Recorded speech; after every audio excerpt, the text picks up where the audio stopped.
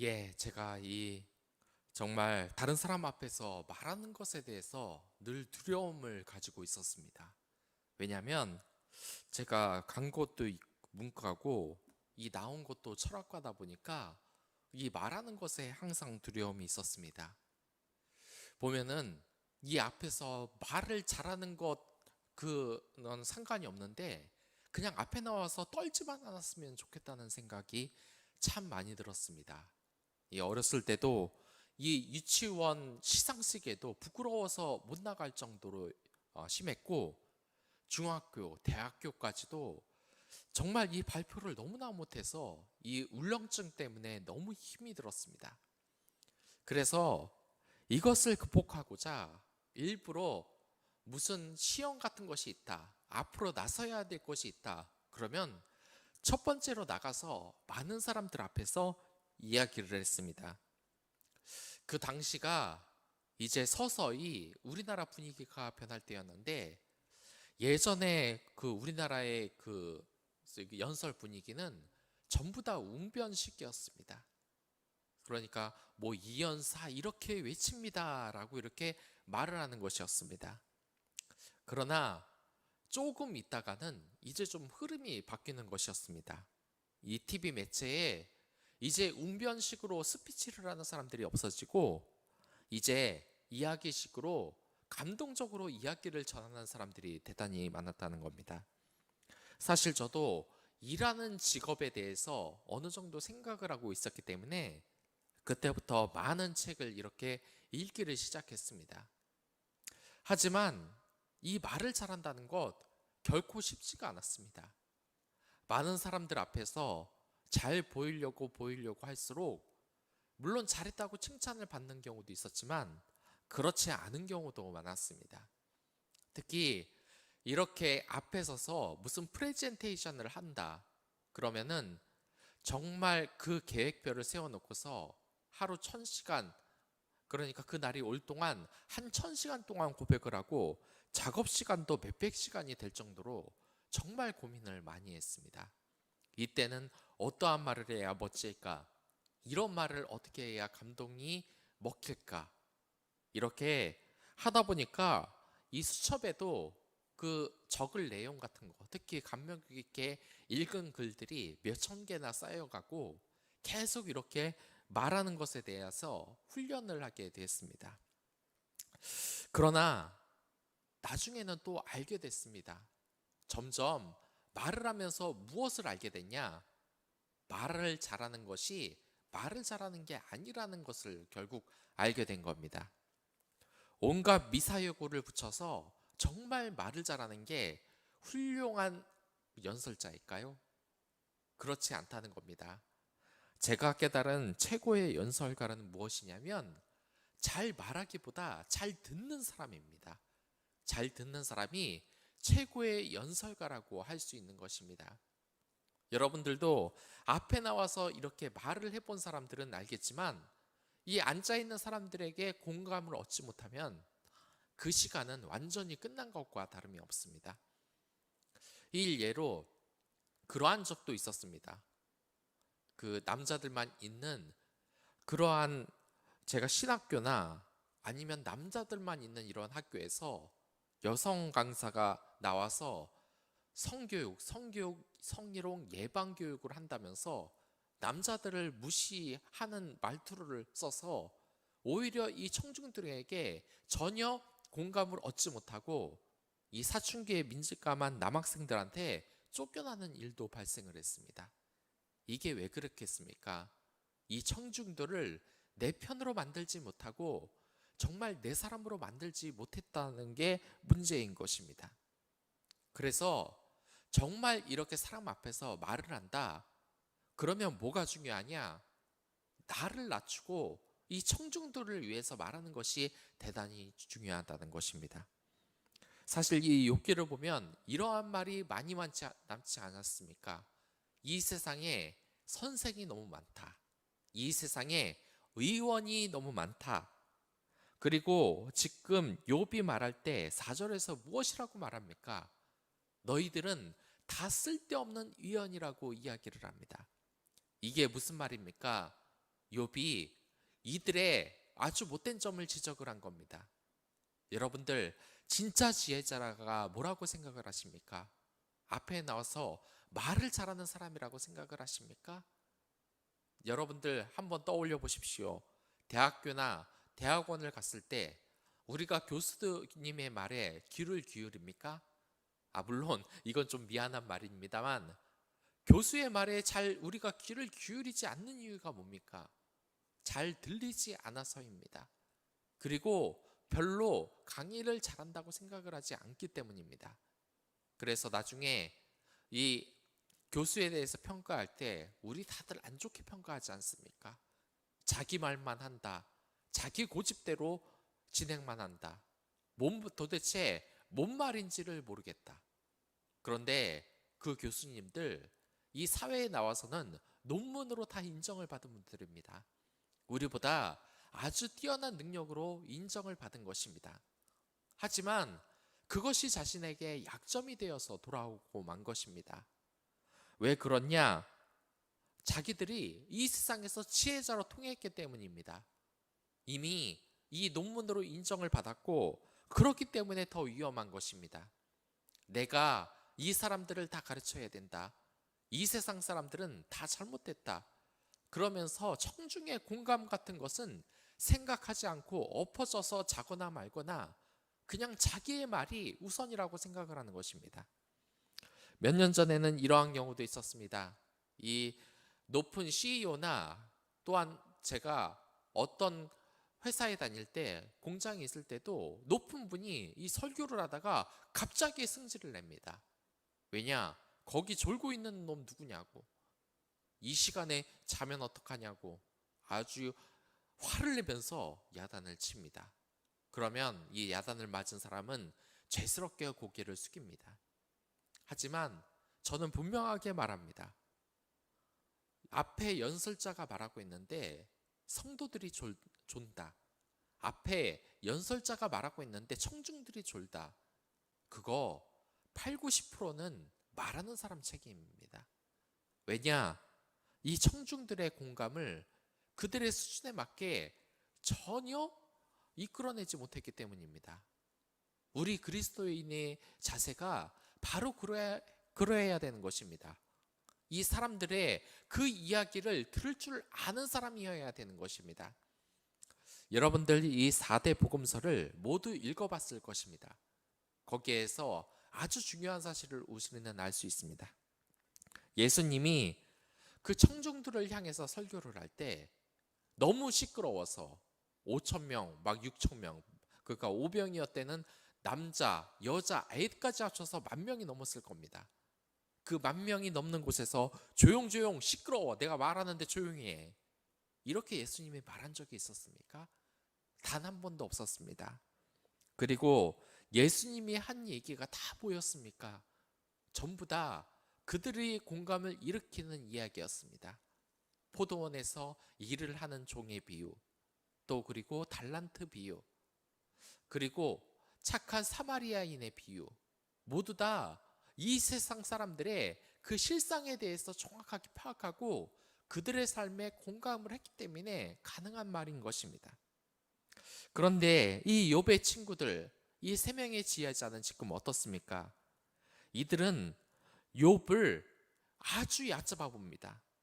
그래서 너희가 아는 것은 나도 안다, 너희들은 나만도 못하다 라면서 지금 이야기를 하면서 이들이 거짓말을 지어내는 자요 쓸모없는 위언이라고 말을 하는 겁니다. 여러분들, 우리가 정말 조심해야 될 것입니다. 특히 교회 안에서도 그러한 사람들이 있습니다. 이것저것 자신들이 이제 모든 것을 다 아는 것처럼 교회를 비판하고 말을 하는 사람들 많습니다. 물론 그러한 비판이 교회를 건강하게 하는 면도 있습니다. 하지만 한두 번도 아니고 자기가 교회의 모든 상황을 다 알고 가장 지혜를 많이 아는 사람처럼 그렇게 이야기하는 것은 별로 지혜로운 부분이 아니라는 겁니다. 그러한 것은 결코 이 세상 사람들에게 환영받지 못하고 이 교회의 공동체에서도 환영받지 못하는 것입니다. 그러니까 이 욥이 너무너무 화가 나서 정말 이 10절을 보면 뭐라고 그럽니까? 너희들이 반드시 책망을 받는다고 이야기를 하고 있습니다. 너희들에게 너희들의 그 말은 사실 너만 말하지 듣는 사람들은 다 잔소리라는 겁니다. 그래서 어떤 경우냐? 12절을 보면 재 같은 속담이라고 이야기를 하는 것입니다. 그리고 방어하는 것은 토성 같다고. 이 방어하는 것이 토성이면 어떻게 되겠습니까? 그냥 물 몇 번 끼얹으면, 사람 몇 번 돌아다니면 금방 무너지고 마는 것입니다. 여러분들 이 토론 프로그램 자주 보셨습니까? 그 토론 프로그램 보면 여러분들 아주 이상한 생각이 드실 겁니다. 이 사람들, 토론 프로그램에 나오는 사람들 전부 다 이 사회에서 아주 어려운 과정을 똑똑한 머리로 엄청난 노력으로 다 통과한 사람들입니다. 우리와 비교를 할 수 없을 정도로 정말 어마어마한 노력을 한 사람들인 것입니다. 그런데 이렇게 정말 고학력이고 나름 사회에서 성공 신화를 쓴 이 사람들이 토론회에서 보면 왜 이렇게 말을 못하지 하는 생각을 많이 들어봤을 겁니다. 그게 뭐가 있습니까? 이 사람들은 자신이 모르고 지금 무식하다는 것을 생각하지 못합니다. 왜냐? 사회에서 열심히 노력했고 공부도 잘했고 나름 성공을 했기 때문입니다. 그렇기 때문에 자신의 말이 진리라고 다른 사람들의 말에 귀를 기울이지 않고 그냥 자기 자신만 내세우는 그런 화법을 구사하기 때문에 이 세상 사람들이 정말 이 공감도 갖지 못하고 그 사람에게 좋은 감정을 갖지 못하는 것입니다. 그래서 이 욥은 지금 친구들에게 말하는 겁니다. 너희들은 다 쓸데없는 유연이다. 우리가 정말 이것을 늘 가슴에 새겨야 됩니다. 이 세상 사람들이 가장 힘들어하는 것이 무엇인지 아십니까? 이 교만에 쉽게 빠진다는 겁니다.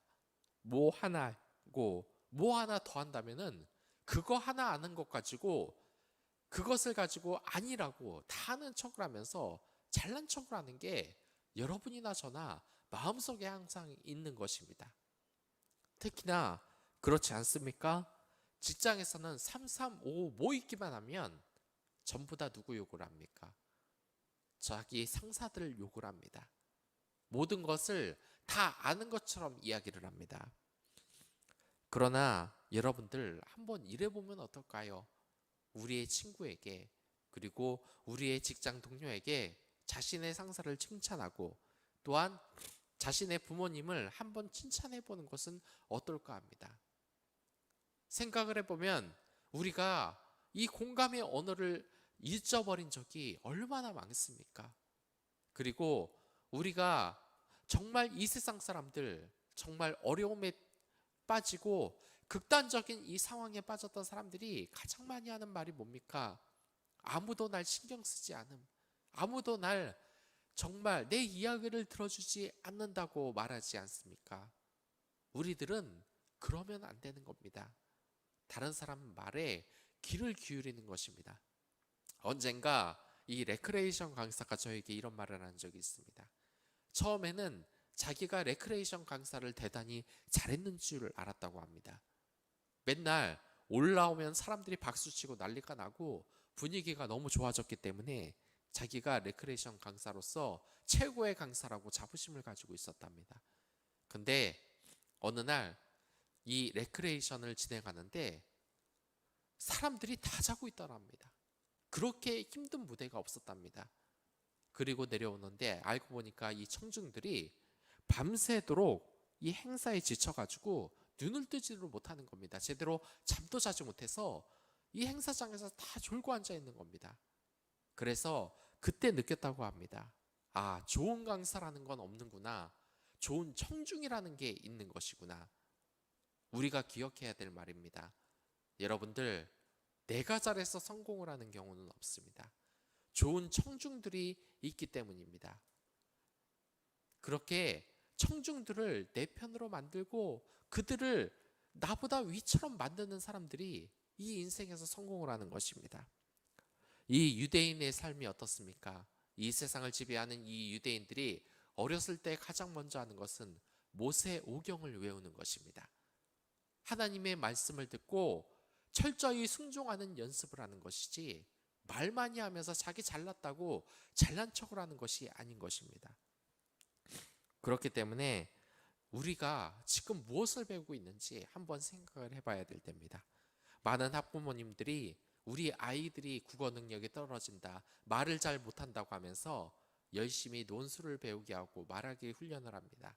하지만 그보다 먼저 선행돼야 될 것은 다른 사람들에게 귀를 기울이는 겁니다.